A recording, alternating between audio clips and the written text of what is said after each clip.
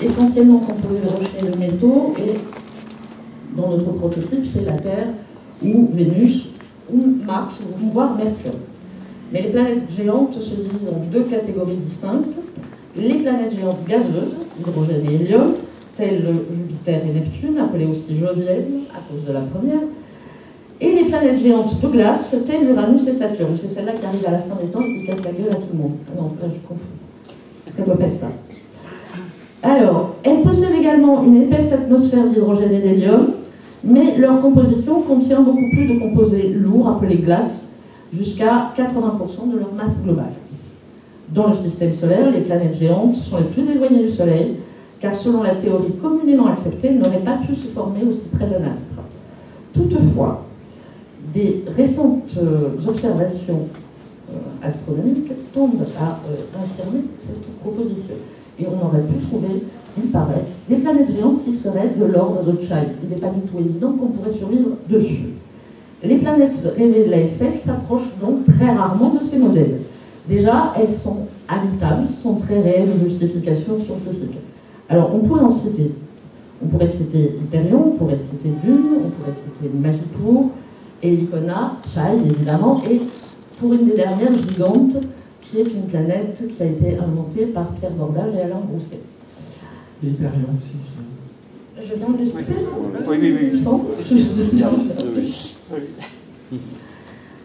Mais, d'un certain côté, on pourrait y mettre aussi au mal. Qu'en penses-tu, Laurent? Alors Omal, c'est embêtant parce que c'est pas vraiment une planète. Ben oui, mais... Voilà, mais disons, ça poursuit un peu la tendance. Alors c'est intéressant parce que on a cité Hyperion, Arrakis et Laconia. C'est pas des planètes géantes, mais c'est des planètes fortes. C'est-à-dire que c'est des planètes qui sont à la base de ce qu'on appelle les romans planétaires, planetary romance, et qui sont en fait donc des planètes qui justifient à elles seules la narration, dont le héros en fait est ces récits dont le véritable héros est la planète, ou alors qui a servi de lieu à la première histoire et où finalement l'environnement s'est révélé tellement intéressant et tellement prenant que l'auteur va y revenir avec éventuellement d'autres personnages ou faire suivre l'aventure. Mais donc voilà, que ce soit ces planètes-là, qui sont donc des planètes qui se sont imposées par elles-mêmes, qui transcendent les histoires et les personnages qui y habitent. Après, en fait, dans les caractérisations des planètes, on voit avec Star Wars, les planètes, elles sont très caractérisées. Il y a la planète des glaces, il y a la planète des sables avec Arrakis. Il y a la planète Bahamas, la planète voilà, Irlande. Exactement, oui, tout à fait. Et donc, et finalement, de caractériser une planète par sa taille, c'est une autre caractéristique, mais qui pourrait être autre chose. Alors, ça a sa justification. Hein. Mais Chai, la planète géante devant, ces deux planètes-là, Magicourt, qui a sa source dans la planète géante devant, c'est-à-dire, et les autres planètes géantes de cette époque-là, c'est 13 années 50. C'est une caractérisation finalement comme une autre, je pense. Et en fait, alors pour revenir juste une remarque, en fait, les planètes géantes telles que imaginées par Vance et consorts, c'est ce qu'on appelle des super-terres aujourd'hui. C'est-à-dire des planètes telluriques, rocheuses, avec une atmosphère est compatible avec l'habitation humaine. C'est juste qu'elles sont beaucoup plus grosses. Alors elles sont entre 1,5 et 3-4 fois la surface de la Terre. Et on peut imaginer, alors évidemment c'est trop embêtant pour y faire vivre des hommes, donc les auteurs comme Vance ont dit, c'est des planètes avec une densité moindre. Alors dans la réalité ça ne marche pas, mais c'était intéressant parce que c'est ça qui a amorcé, pour ça que ça va arriver vers Omal, mais c'est ça qui a amorcé qu'à un moment, la science-fiction, à partir des années 40, elle est devenue assez réaliste. Et quand la planète géante, c'était un petit peu le seuil de réalisme. Après la planète géante, on ne peut pas imaginer des planètes de plus de 3-4 fois la grosseur d'une masse, parce que c'est juste plus réaliste. Et c'est pour ça qu'après, à partir des années 50, 60, on va avoir des artefacts. C'est-à-dire que les auteurs ils vont imaginer, pour faire plus vaste qu'une planète, eh ben, on va imaginer autre chose qu'une planète. Parce que la planète, elle a ses limites, des limites physiques. Tu mettrais l'Anomonde de Larry Niven? Complètement, c'est ça, c'est exactement ça. L'Anomonde 1970, ce qui est bien justement la jonction avec justement ce besoin de rester réaliste, mais d'offrir un environnement beaucoup plus vaste. Alors, l'Anomonde, donc vous imaginez, c'est l'équivalent d'une sphère de Dyson, c'est-à-dire comme une coquille autour d'une étoile, à peu près une unité astronomique de distance, c'est-à-dire 150 000 km de rayon. Mais où l'auteur, Larry Niven, il a fait sauter les parties les moins intéressantes, qui sont les calottes polaires, et pour ne garder que la bande équatoriale, la partie habitable en fait. Donc il l'a fait tourner pour induire une gravité artificielle, et cette Anomonde, il est fait d'une matière, le screech, qui est une sorte de neutronium, c'est-à-dire de matière extrêmement dense pour le coup, et donc très résistant aux torsions notamment. Et donc il nappe ça d'une atmosphère à l'intérieur, une couche d'atmosphère, très très mince évidemment à l'échelle de l'Anomonde, et il peuple ça de plein d'espèces. C'est ça un peu le principe. Et donc du coup on a une surface habitable qui se compte en dizaines de millions de fois la surface de la Terre. Alors tu parlais de planète réaliste. Olivier Anselme-Trichard, alors je vais vous présenter. Vous avez étudié à l'école d'art d'Angoulême, travaillé dans l'animation et chez Infogrames. Vous êtes l'un des cofondateurs d'Arcane Studio, l'un des studios français de jeux vidéo les plus réputés. Vous êtes passionné d'aviation et de voyage. J'ai tout lu ça sur sa vidéo sur Nemes. Depuis 2005, vous avez entamé la rédaction du Nordique. Et dans tout ce que vient de nous dire Laurent, comment est-ce que vous placez le Nordique, justement? Alors, a priori, le Nordique, l'action du Nordique se situe sur une planète un peu équivalente à celle de la Terre, pourquoi pas la Terre, mais à une époque indéterminée. En tout cas, c'est une planète indéterminée à une époque indéterminée. Tout est indéterminé, en fait. Si ce n'est que ce qu'on sait, c'est que une civilisation aurait plus ou moins disparu à une certaine époque et que nous sommes sur une espèce de retour vers une certaine technologie et une certaine aussi exploration du milieu qui est rendue possible grâce à la technologie en question et qui permet d'organiser des expéditions qui partent à la redécouverte de l'environnement de cette population. Et le souci scientifique fait partie de vos préoccupations ou pas? Pas du tout. Vu l'indétermination, ça paraissait assez clair. Voilà. Ilogan Hotzel, vos romans de planète géante, c'est quoi? À part Child. Alors, Child, pardon, Child. Comment êtes-vous arrivé à Child? En éditeur. Non, grosso modo, on m'a demandé dessus quoi. Je sais pas vraiment. Alors, parlez-vous de nous? Parlez-nous de vous, pardon. Oh. Je suis un illustrateur. J'ai étudié à l'INICO, à Lyon. J'ai dû finir mon cursus il y a 3-4 ans. Et au début, j'illustre des romans, que ce soit une œuvre complète ou juste faire une couverture. Et du coup, je travaillais déjà avec Lumos pour faire des couvertures pour l'effet. Et du coup, j'ai fait Périssinaire. De fil en aiguille, j'ai été assigné comme illustrateur à Jai. Et j'ai découvert le Japon avec le projet. J'avais pas une culture phénoménale comme ça. Et comment est-ce qu'on s'en sert dans l'imagination, non seulement d'un auteur mort, mais d'auteur vivant, quand on est illustrateur? Les auteurs qui peuvent râler parce que ça ne fonctionne pas, parce que... En fait, c'est pas...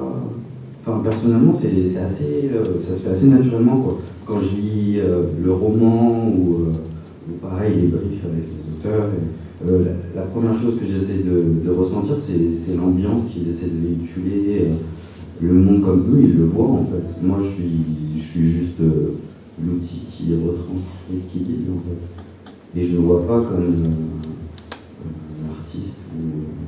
Du coup, ma seule préoccupation, c'est d'être le plus fidèle possible à ce que l'auteur se visualise. Et à partir de là, c'est quelques mots, des sensations qui commencent à me marquer et sur lesquelles je construis mes visuels, quoi. Étienne, a priori, tu étais plutôt un érudit spécialiste philosophique, bien que tu aies fait une incursion récente sur la fiction, il me semble, avec la France steampunk. Qu'est-ce qui t'a poussé vers ça, et toi? Ne me réponds pas à mon éditeur. On m'a proposé une somme d'argent récente. L'éditeur est venu. On ne le nomme même plus. Parce que ça passait par les Caïmans. C'est compliqué, ça. Non, enfin, je sais pas, Child, ça fait partie de ces grandes lectures d'adolescents que j'étais et qui ont façonné toute une part de mon imaginaire. Ça fait partie peut-être des 5 livres sur lesquels j'ai des souvenirs de lecture frappants par rapport à cette époque-là. Et relire Chai quelques dizaines d'années après pour préparer ce livre-là, ça a été quelque chose de terrible parce que je le relisais, mais en même temps je me relisais moi-même. Et j'avais des souvenirs qui ne revenaient pas forcément, parce que l'homme que je suis, l'adolescent est toujours présent, mais l'homme le recouvre. Et voilà, Chai, ça fait partie de ces livres que l'on habite et qui restent avec nous, même si aujourd'hui on peut le relire peut-être avec une distance amusée et un regard un peu plus critique. Clairement critique, oui, sur certains points. Mais ce qui est fascinant, quand tu parlais de Dune, le début de Dune, quand on lit Dune pour la première fois, les 100 premières pages de Dune, où il nous fait l'exposé méthodique de la planète, où il va utiliser quantité de termes scientifiques, il y a un contrat de lecture qui se fait avec le lecteur qui est assez impressionnant aujourd'hui. On se demande même dans quelle mesure est-ce que Herbert choisit son lecteur en lui disant si tu continues à lire ça, on te récompensera ensuite. Si tu abandonnes maintenant, pas de problème, la planète n'est pas pour toi. Par contre, avec Chai et Evans, il n'y a aucun contrat de lecture. Le héros arrive sur la planète et on va la découvrir au fil de chacun des volumes. Et à chaque fois, ça va être un espace géographique plus ou moins différent. Ce qui fait que sur Dune, paradoxalement, on s'y perd jamais, parce qu'on a une maîtrise de la planète. Tandis que Chai, elle est constamment évoquée, explorée, rêvée d'une certaine façon. Donc on est dans une approche de la planète en tant que personnage littéraire, comme tu le disais, qui est totalement différente. Oui, en fait, alors, le fait même qu'elle est géante, c'est pour ça qu'elle est géante. C'est pas juste une planète, contrairement à Dune, qui est une planète chaude, mais pas une planète géante. Dans le mot géant, il y a ce truc d'opéra.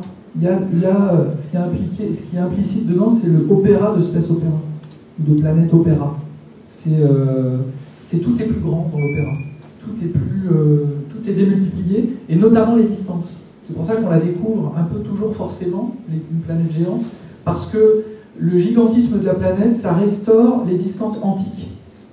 Même avec un vaisseau, même avec des moyens de transport rapides, on ne fera pas le tour d'une planète géante dans les 24 heures qu'on a sur Terre aujourd'hui en avion, qui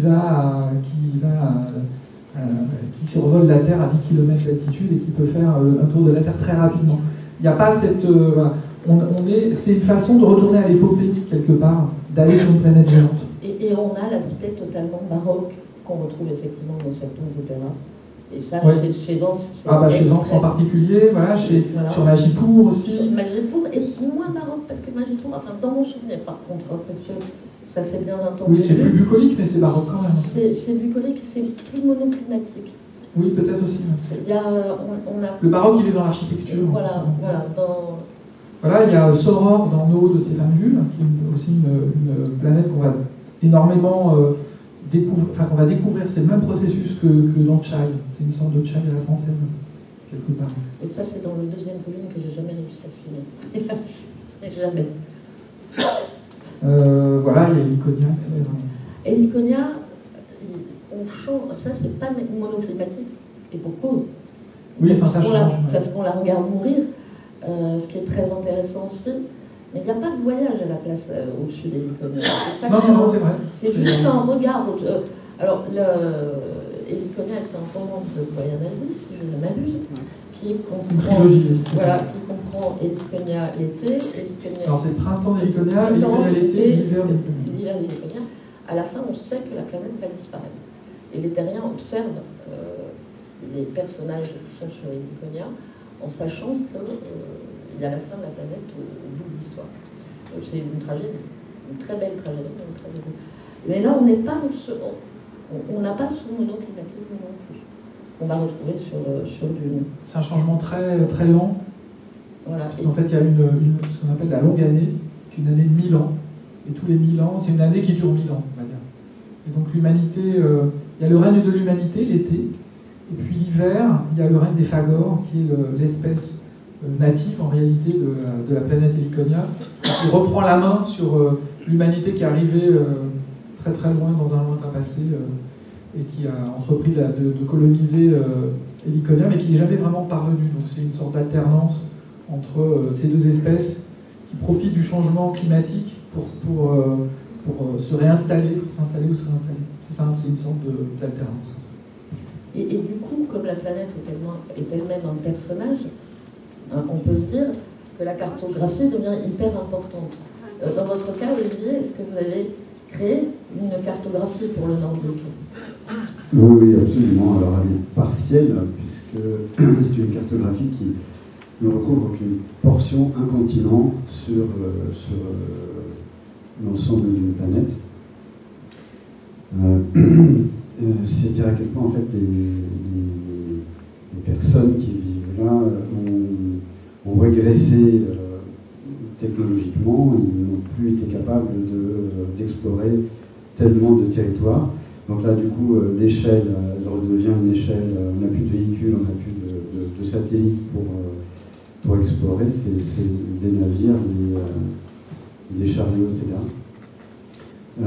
Donc on est dans une exploration à l'échelle d'un continent qui n'est pas énorme, voilà, qui serait plus petit un territoire qui serait plus petit que les États-Unis, par exemple.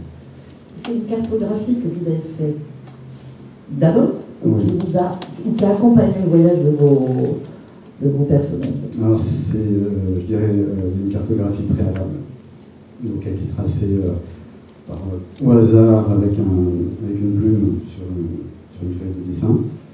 Puis les frontières, etc., les pays se sont installés les uns après les autres, et puis les fleuves, et puis les villes, le nom des villes, etc.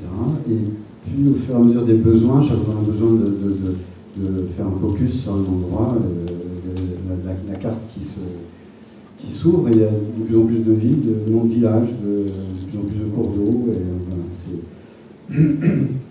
il y a donc au départ une construction générale qui vient comme ça spontanément, et puis ensuite au fur et à mesure du récit et des besoins du récit, il y a une seconde cartographie qui vient préciser un peu, en tout cas le parcours qui est suivi par l'expédition et recartographié ensuite. Dogen, à votre tour, les cartographies de Chai, est-ce qu'elles ont fait partie de votre imaginaire pour dessiner aux illustrations? En fait, justement, c'est comme je disais, moi ça s'est plus fait au fur et à mesure que j'avançais dans l'histoire.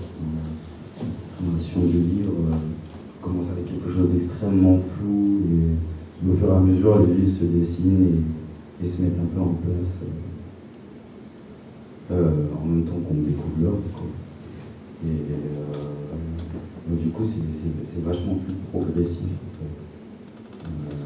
Parce que déjà, avant ça, les trois premiers tomes ils ont chacun leur grande ville qu'on découvre au fur et à mesure. Et puis, comme tu me disais, c'est qu'il y a ce flou un peu entre les zones qu'on n'arrive pas trop à déterminer.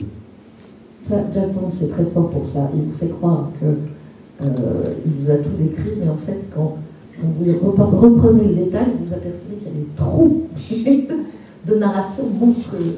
Alors du coup, on est obligé de les combler. C'est assez... Tu as dû avoir ce problème à un certain moment, non? Pour le livre de Chai, chacun des 4 auteurs avait sa propre race. Il y avait 3 races intéressantes. Trois espèces. Et donc, il y avait, sur les 4, il y avait 3 espèces intéressantes et il y avait la mienne. Et justement, le défi était de rendre intéressant quelque chose qui était que Vance, c'était voilà, dans le roman, ils sont plutôt cruches. Alors, tu leur dis. Donc, non, enfin, moi, ce que j'en ai fait, c'est que, voilà, si vous T'as prenez... pas dit quelle espèce tu voulais? Les chaches. Déjà, rien que leur nom inspire le respect et fait peur à l'ennemi. Donc, je n'avais qu'une seule chose à faire. Si vous avez les personnages les plus creux et les plus inintéressants, bien, il faut en faire Spartacus. Et donc...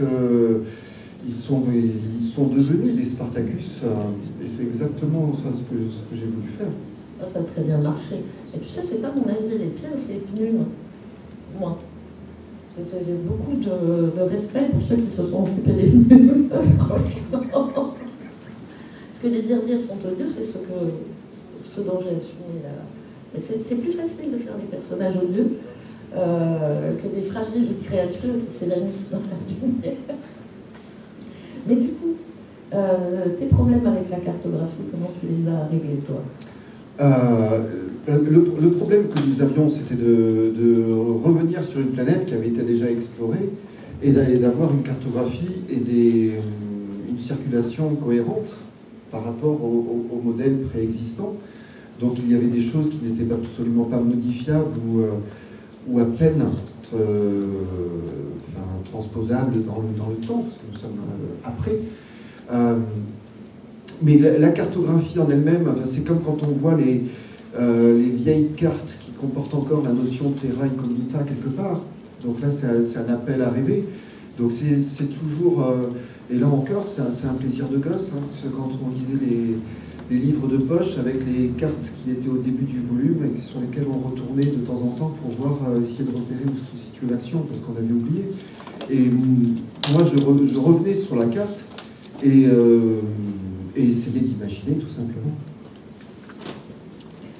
Moi, toi, quand tu fais Omal, quand tu fais tous tes autres mondes, il n'y a pas que mal dans la vie. Et donc, tu fais une cartographie avant ou tu vas en scénarisant, je sais pas. Ça dépend, mais oui, moi je suis très carte, j'adore ça. J'adore les cartes. Quand on m'a demandé pour une publication, on m'avait demandé qu'est-ce qui m'avait plu dans Le Seigneur des Anneaux. Moi j'avais dit, c'est les annexes. C'est les cartes, c'est le lexique, c'est tout ce qui est extra-romanesque, mais non pas extra-littéraire. Les cartes, les lexiques, les chronologies, tout ça, ça fait partie de l'univers. Donc c'est entièrement littéraire pour moi. C'est juste que c'est pas dans l'histoire en fait. Mais on peut créer. Pour moi, ça fait partie du rêve qu'offre une planète en fait. C'est justement sa géographie. Alors il y a quand j'ai fait un site qui s'appelle sur Oman. C'est la première réponse quand on google Oman. Et dedans il y a un lexique et il y a une cartographie. Alors ça peut paraître bizarre de faire une cartographie alors que ça peut paraître vain puisque la surface habitable d'Oman c'est 60 millions de fois la surface de la Terre. Dont plus de 10 000 fois la surface habitable, enfin plus de 10 000 fois la surface de la Terre dévolue aux humains. Donc mais en fait, il y a des parties intéressantes. En fait, c'est ça qui est marrant, c'est que dans une cartographie, tout ne se vaut pas. C'est ça qui est intéressant en fait. C'est un peu comme un récit. Dans un récit, tout ne se vaut pas. On va pas raconter tout ce que fait un héros de son lever au coucher. Hein. Il y a des trucs plus ou moins intéressants. La cartographie, c'est un peu pareil. Les cartographies, moi, elles sont intéressantes dans Oman quand elles montrent les lignes de fracture entre les différentes espèces, entre l'humanité, les humains, les Chiles et les Hodkins, donc les deux autres espèces d'Oman que j'explore un peu. Et c'est là que c'est intéressant, c'est dans le nom des villes. Quand je montre dans la cartographie, dans la carte, des villes à consonance humaine et des villes à consonance Chile, par exemple, et que je vois que les villes humaines sont en train de s'étioler à mesure qu'on rentre dans le territoire, on voit, c'est une manière de montrer les guerres qui ont été gagnées, qui ont été perdues. Voilà, ça... Je veux dire que sur la carte, tu as des villes humaines qui commencent à s'interpénétrer avec les villes chiles. Voilà, et puis que la toponymie rend compte du... voilà, ça rencontre, et puis des villes avec une double consonance, des consonances humaines, mais une manière de composer les mots qui est spécifiquement chile. Donc là, on va avoir que ce que j'appelle les amphipoles, c'est-à-dire des villes qui ont été partagées entre les espèces. D'accord, un peu comme les villes du sud-ouest où on a des noms comme Castelnau-Barbarins ou Castelnau. Voilà, ce genre de choses. On a à la fois les gens du cru et les Omeyyades qui sont passés, qui ont traversé les Pyrénées, qui sont installés là. Ou Cazaux-d'Angle, là c'était les Anglais, avec le... Voilà. Ouais, donc la cartographie, elle se mixe aussi avec les terrains incognita dont on parlait. Les cartes, elles sont aussi intéressantes parce qu'elles montrent que parce qu'elles ne montrent pas. Donc on peut avoir des... Voilà, les blancs sur la carte sont hyper intéressants aussi. Excusez-moi, je ne connais pas votre planète, ça s'écrit comment? O-M-A-L-E. Omal. Ça vient de quel nom? C'est un mot que j'ai inventé tout simplement. Avait inventé cette planète? Oui, c'est ça. Parce que j'essaye de le chercher, je trouve pas. Alors c'est O-M-A-L-E. Voilà. Et c'est le cycle d'Omal de Laurent Jeunefort. Voilà, je m'en prie. Mais il n'y a aucun problème. Quand on ne sait pas, il faut lever la main et demander. C'est la prof qui parle. Alors, tout autant que la cartographie, il y a des espèces à la surface de la planète qui sont elles-mêmes des êtres vivants globaux en soi. Comment est-ce qu'on crée une espèce? Qu'est-ce qu'on veut faire dire à une espèce lorsqu'on la crée? Personnellement, j'ai choisi les dire parce que ce sont d'abominables anarchistes et que c'est une forme d'utopie qui est absolument abominable quand même, mais qui fonctionne dans Civiche, dans le sens où c'est l'initiative individuelle qui prime surtout, à condition qu'elle ne nuise pas au collectif, ce qui est assez exceptionnel, sachant que les dire sont quand même des monstres assassins. J'ai toujours adoré l'ambiguïté qui était décrite dans cette espèce, les dire. Alors, c'est un regard d'américain sur l'anarchie, c'est assez spécial. Il y a tout le background, comment dire, de l'arrondite, des libertariens qu'on peut retrouver dedans. Tout le monde voit de quoi je parle, l'arrondite, les libertariens. Levez la main, ceux qui ne voient pas. Non, mais j'en vois qui ne voient pas. Alors peut-être libertarien, c'est peut-être quand même par rapport à l'anarchiste tel qu'on le voit en Europe ou en France, c'est quand même plus individualiste, il me semble, non? Disons que le libertarien ne veut pas d'intervention de l'État. Non, ils sont hyper individualistes, les libertariens, mais avec un libéralisme économique. En plus, oui. Voilà, c'est la différence. C'est le libéralisme économique. Un libertarien ne voit pas bien pourquoi l'État se mêlerait de choses aussi individuelles que, par exemple, la vitesse qu'on pourrait avoir sur une route. Oui, mais voilà. Le mouvement anarchiste français ou européen, c'est quand même... il paraît moins individualiste. Il y a des préoccupations sociales qu'il n'y a pas chez les libertariens. Oui, c'est ça. Oui, c'est peut-être plutôt sous cette forme-là qu'il faut dire. Oui, d'accord. Les anards européens... ils sont clairement de gauche, ils sont d'extrême gauche, quoi. Libertariens américains... Les libertariens un peu moins. Bah oui. Alors l'avantage, pour moi, ce qui m'intéressait, effectivement, c'était le côté extrêmement anarchiste des dire-dire. bien que leur côté snob et hyper intello pouvait être très très répulsif. Mais ils balancent ça avec une sauvagerie native. Parce qu'en fait, on dresse les enfants, bien dire, on les éduque pas, parce qu'au départ, c'est des bêtes sauvages qui tuent tout le monde. J'avais beaucoup aimé cette ambiguïté-là. Toi, tes films, tu les as créés dans quelle idée? Alors les Chines, eux, ils ont cette caractéristique d'être hyper individualistes aussi, en fait. Alors ils ont plein de caractéristiques différentes de nous, hein, tout bêtement. Ils se reproduisent très tard, par exemple. Ils ont des enfants très tard. Très peu aussi. Ils se reproduisent très peu. Donc en fait, ce que je voulais montrer aussi, c'est par rapport aux humains, dans la science-fiction traditionnelle, à la Jack Vance, à la SF traditionnelle, on va dire, l'humanité a toujours un petit quelque chose en plus, souvent. Et moi, ce que je voulais montrer avec Oma, c'est que c'est une humanité qui n'a pas du tout quelque chose en plus. C'est que chaque espèce a ses caractéristiques et des caractéristiques très fortes qui les rendent uniques et largement aussi importantes et intéressantes que l'être humain. Et d'ailleurs, dans le premier volume, normalement, il ne devait pas y avoir d'humains du tout. C'est l'éditrice qui m'a dit, si tu veux en vendre plus de 10, il y a quand même quelques humains dedans. Alors, il en est resté le premier chapitre où il n'y a effectivement pas d'humains dans le premier volume. C'est parce qu'elle manquait de clientèle. Oui, ça doit être ça. Et donc mes Chi, ils ont cette caractéristique d'être, où ils sont si intolérants les uns avec les autres, si individualistes, que ça pose même un problème pour créer une civilisation, pour interagir tout court. Donc c'est pour ça qu'ils passent par un jeu qui s'appelle le fétige et qui permet de formaliser tout contrat social, qui permet de passer, ils passent par une sorte de médiateur qui est un jeu, une sorte de jeu de rôle, à travers lequel ils peuvent passer des contrats, mais aussi des contrats de mariage, des contrats, tout type d'interaction sociale en fait. Donc je montre, or souvent, dans les auteurs notamment libertariens, montrent justement les humains comme particulièrement individualistes face à des aliens, des extraterrestres qui sont plus collectifs ou qui sont souvent montrés comme des insectes. D'ailleurs, c'est pas pour rien que dans la SF traditionnelle, il y avait beaucoup d'insectes. Ah bah, les dires sont insectoïdes. Voilà, il suffit d'aller jusqu'à. Mais aux origines de la SF, on a des sortes de termitières sélénites avec Wells déjà. Donc on a voilà. Et moi, ce que je voulais, c'est une espèce plus individualiste que les humains. Et je montre les humains comme extrêmement grégaires, en fait. Très, très grégaires. Et la caractéristique des humains sur Omal, c'est qu'ils sont grégaires, ils se reproduisent vite.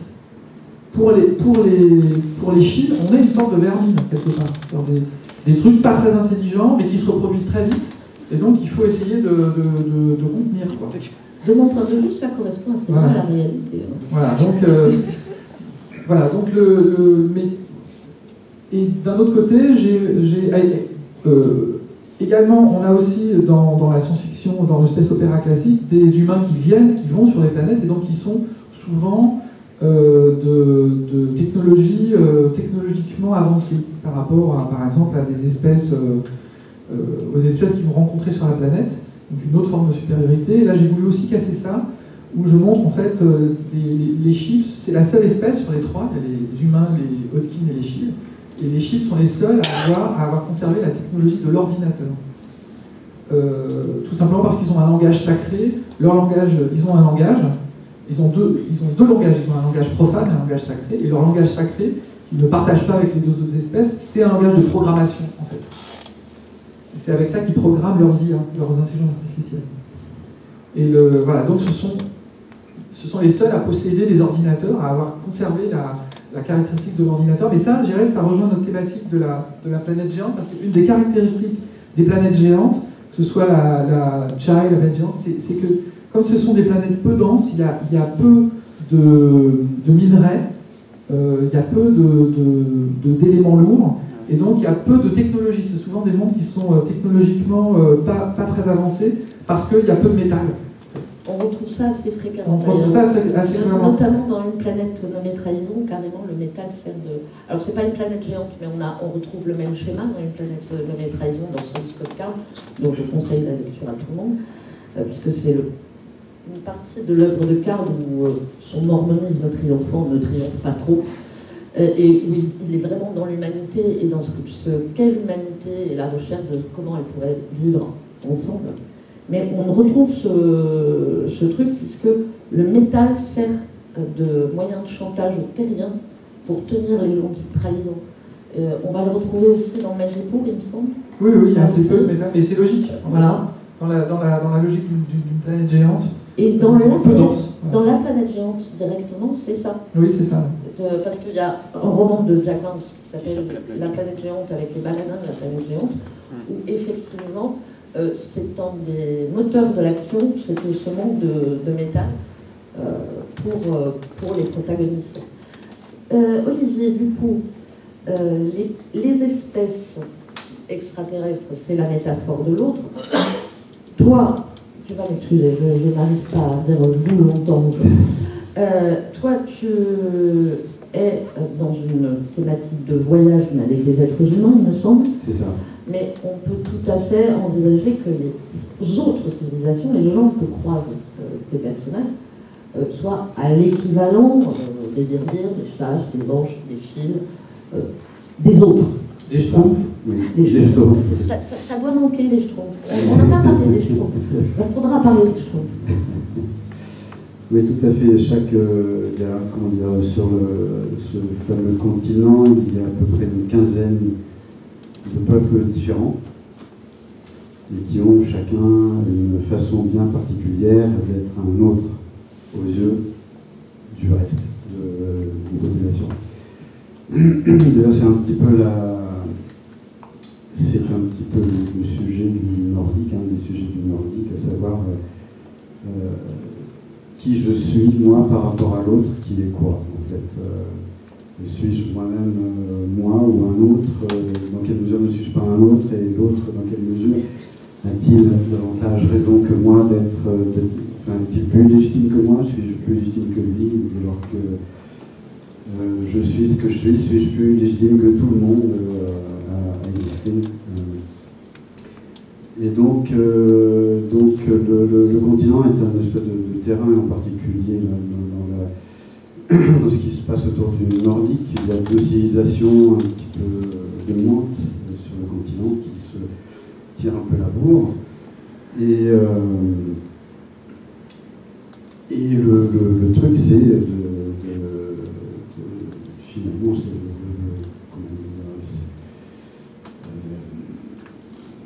d'essayer de déterminer qui, dans l'avenir, aura raison sur l'autre.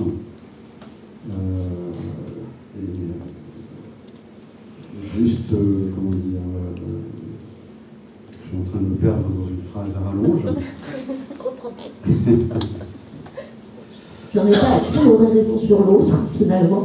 Mais donc, oui, pour en revenir à la question, effectivement, chaque peuple ayant des caractéristiques assez différentes, ça donne lieu à des possibilités de tension entre les peuples et à la possibilité d'illustrer cette fameuse idée de je suis un autre par rapport à toi et alors, en fait. Donc, ce ne sont pas de différentes espèces, ce sont des peuples différents, qui vivent sous terre. Alors, on ne les voit pas tous dans le nordique parce qu'il a fallu plusieurs volumes pour décrire le continent entièrement. Mais certains peuples vivent sous terre, d'autres sont prétendument des créatures marines, tout en étant humaines, et donc conduisent à des particularités culturelles qui sont des sources de tensions possibles et qui peuvent être utilisées d'un point de vue narratif pour alimenter les tensions entre les uns et les autres. Et au-delà de la rencontre avec l'autre, est-ce qu'on pourrait pas avoir la tentation, l'utopie, d'essayer de tester à chaque fois des sociétés qui pourraient fonctionner de façon... Alors je crois que, en ce qui me concerne, elles sont toutes pires les unes que les autres. Donc la tentation, vous êtes... Il n'y en a pas un plus sympa que l'autre, en fait. Mais ils sont tous très sympas, néanmoins. Mais non, il n'y a pas d'utopie, il n'y a pas de civilisation idéale, il n'y a pas de... Bien que chacun imagine que sa propre civilisation est la meilleure. Mais du point de vue du lecteur, non, il n'y en a pas un toi, Étienne, tu n'avais pas la tentation de l'utopie à travers, je sais pas, tu voulais faire un Spartacus avec des châches. Oui. Donc tu ne vas pas imaginer une utopie avec des châches, sachant que... Une utopie de 300 pages, mais c'est un ennui. Ah, il peut se passer des trucs rigolos dans une utopie, regarde donc.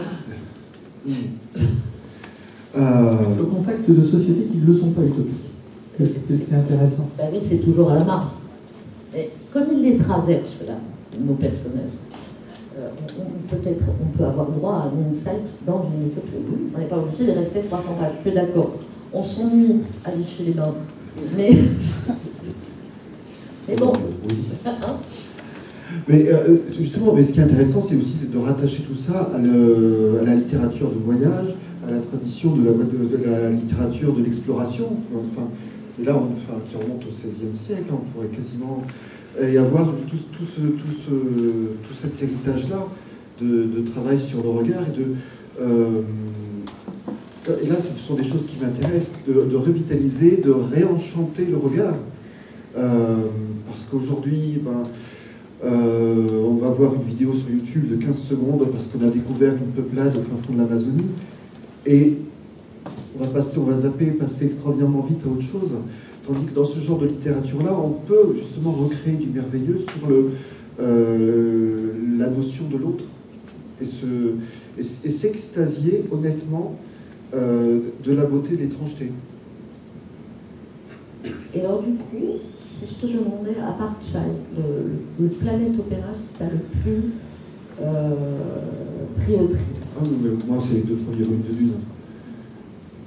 Mais j'ai arrêté Dune après, parce que j'avais tenté de lire les suites, mais non, les 2 premiers volumes de Dune. Même si on est plus dans le space opéra ou le planète opéra, mais c'est à titre personnel un sommet indépassable. Laurent? Oh là, ça c'est difficile comme question. Et pourtant bateau, c'est même un transatlantique. Je mettrais Dune et Noro de Dune en fait. Comme, en tout cas pour mon influence, pour m'avoir influencé. Et également du fleuve aussi. En genre. Voilà. En fait, c'est tous ces. Moi, je prends ça comme des sortes de simulations. C'est des énormes simulations. On crée un environnement extraordinaire et on balance des personnages et on regarde comment ils se comportent aux marges. Et c'est pour ça qu'on met des aliens aussi dedans. Ça me permet de nous regarder, nous, en creux, par rapport à justement Et c'est aussi pour ça que les règles sont simples. C'est comme dans un billard. Enfin, les règles, c'est juste deux règles physiques, quoi. Et dans le monde du fleuve, c'est quoi? C'est juste une planète avec un fleuve qui fait plusieurs millions de kilomètres, qui entoure la planète comme une pelure d'orange. Et puis, l'humanité, et on fait ressusciter l'humanité sur les rives. Ça tient sur un ticket de métro, les règles. Et ça fait 6 bouquins absolument fabuleux. Et les planètes géantes, il y a un petit peu ça. C'est un peu ça. C'est des règles très simples. Et qui font exploser, et à partir de trucs très simples, un peu comme le chaos, quoi. On impulse un petit truc et ça fait des conséquences phénoménales. Olivier, vous avez fait des jeux vidéo, vous vous intéressez dans les jeux vidéo, est-ce qu'on utilise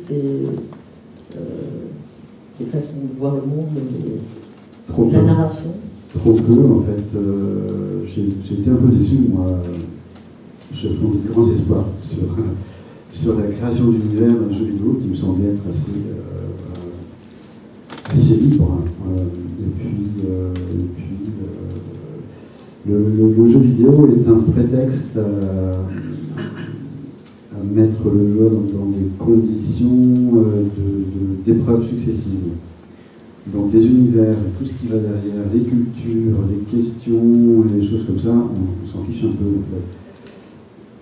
Alors, on s'en fiche pas quand on est graphiste parce qu'on cherche, pour le besoin de la cohérence graphique du jeu, on va chercher une histoire à ces peuples, on va leur chercher une culture, on va leur chercher du fond. Mais en réalité, ça n'est qu'un habillage visuel. Ça n'est pas jamais. il y a très peu d'exploration. Moi, j'adorerais des jeux où on explore réellement des choses à découvrir, et qu'on comprenne. Ah oui, à partir de peinture rupestre, là, ok, je fais un lien avec. Il n'y a pas un jeu qui tente au moins un minimum de faire ça que vous connaissez. Je suis pas... Non. Et alors bon, j'ai moi-même travaillé sur des jeux croyant qu'on irait un petit peu dans cette direction, des jeux de rôle. Et puis on s'en tient, c'est des productions qui coûtent très cher, donc il faut un certain nombre de joueurs et d'acheteurs. Donc du coup, on va à l'essentiel, c'est-à-dire il faut que le visuel en ait plein figure et que le gameplay soit prenant, que le joueur soit sans arrêt, qu'il soit dans une forme d'addiction. En fait.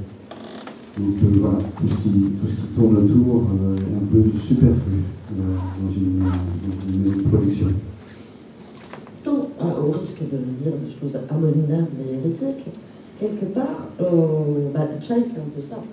Le lecteur est placé dans une situation où il suit un personnage qui a toute une série d'épreuves qu'il résout au fur et à mesure, toujours vers toujours le plus fort. Et quelque part, Chai, c'est un gigantesque jeu vidéo, donc ça doit être possible. Alors, c'est une logique de construction de 24 heures chrono. Savoir que troisième ou quatrième épisode, on ne se souvient absolument plus dans 24 heures chrono ce qui s'est passé dans le premier. Et la raison pour laquelle l'autre est en train de courir, parce qu'il y a toujours un truc qui fait que, hop, il y a un obstacle, etc. Enfin, bon, qui pousse à courir. Et on n'a pas besoin, au dernier épisode de 24 heures chrono, de se souvenir du premier, de faire un pont, de faire un lien, de vivre dans un univers cohérent. En fait, on n'en a pas besoin. Dans le jeu vidéo, c'est un peu la même chose. Or, lorsqu'on explore un univers, lorsqu'on explore un pays aussi, réellement, on aime bien faire des ponts entre ce qu'on voit pousser dehors et ce qu'il y a dans notre assiette, entre ce qu'on voit, les architectures, les costumes, il y a souvent des liens. On aime bien se laisser imprégner. Dans un jeu vidéo, non. Tant mieux si un graphiste. En général, c'est ce qu'on essaye de faire, hein, parce que l'équipe de graphistes, entre nous, on essaye d'apporter une cohérence, mais elle ne sort pas du cadre graphique. Voilà. Le scénario ne sera pas construit en fonction de cette cohérence, et ni le gameplay, ni les autres aspects du jeu. Et alors du coup, pour que vous fassiez du jeu vidéo avec cette satisfaction de ne pas réussir à créer un monde de misère, vous faites le nordique. Mais du coup, vos sources à vous, votre planète de SF, vous avez mis ça, vous avez un roman, si vous avez un film. Alors, si je parle de SF, je dirais le Seigneur des Anneaux. Pas vraiment de SF, mais il y a une sacrée planète. Oui. Voilà, ce serait ce qui est un petit peu, comment dire, c'est la lecture qui, je me suis dit, tiens, on a le droit de faire ça, en quelque sorte, on peut le faire. Alors bien sûr, il faudra le faire autrement, si un jour j'entreprends de faire quelque chose d'équivalent, ce sera autrement, mais on peut le faire. Et ce qui transparaît, et ce que j'aime beaucoup, moi, ce qui transparaît, la source d'inspiration de Tolkien, c'est pas, c'est le réel.